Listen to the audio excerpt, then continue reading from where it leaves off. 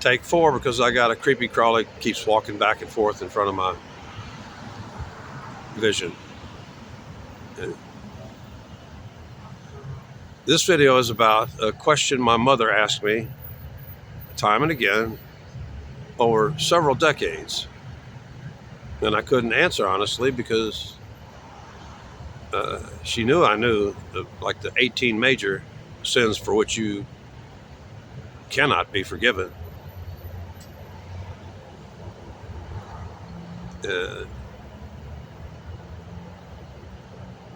And then eventually in my maturity and having read the best translations of the Bible, she finally asked me, and I told her it's neglect of family. And she goes, "Why do you think so?" And I said, "Well, I think it was the book of Ruth. Ruth was a Moabitess. She was a Gentile. She married a Jew named, it's not Marlon, it's Malon, but it's kind of spelt the way a Yankee would pronounce Marlon Brando.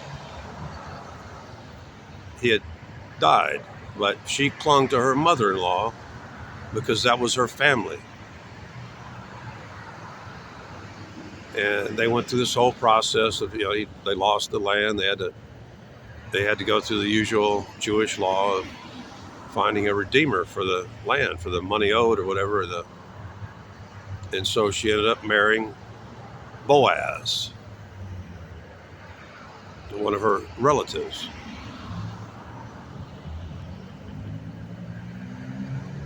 This is where the famous saying, "Whither thou goest," you've heard that phrase. You've all heard that. "Whither thou goest, there I shall go." That's from the book of Ruth. And though it's not tied to the word ruthless, although it's the root of ruthless has a different meaning. It's a different root. I sometimes have jokingly said that told people you're ruthless. And Ruth said that no, it's that whither thou goest, I shall go, and where thou layest thy head, I shall lay my head. Where you sleep, I'll sleep. And she gleaned the fields and provided for her mother-in-law, the aging mother-in-law, and so on, and for herself, until she met, and hooked up with and married Boaz. And this is the story of the grandmother of,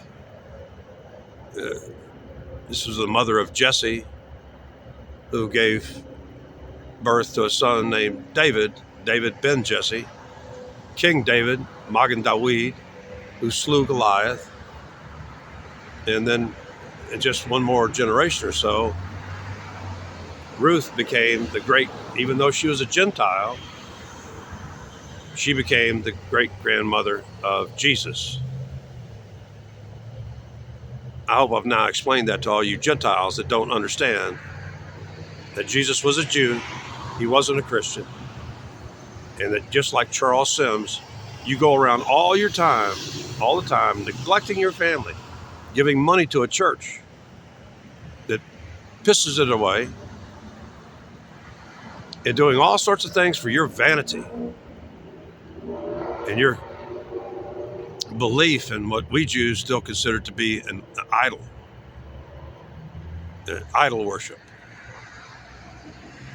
And you should really read the book of Ruth before you quote any kind of, especially the Christians who come up here and annoy the crap out of me all the time. You do it all the time, and you don't even know that book. You don't even know that what you're doing is contrary to the behavior of Ruth, the mother of Jesse, David ben Jesse, David son of Jesse, and then of Jesus of Nazareth, the great-grandmother of Jesus. That's the one book in the Bible that doesn't really talk about the Lord much. Really doesn't. The Lord didn't intervene. in Ruth's behalf. Ruth had to bring all these things to be by herself, and with the help of her mother, I believe, was named Naomi.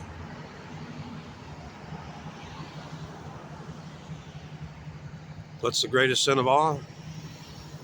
Neglect of family. And you good Christians all the time neglect your families. You waste your time trying to convince an old Jew to convert by giving him things like feminine hygiene products that are an insult, and giving me food that shouldn't be fed to a dog.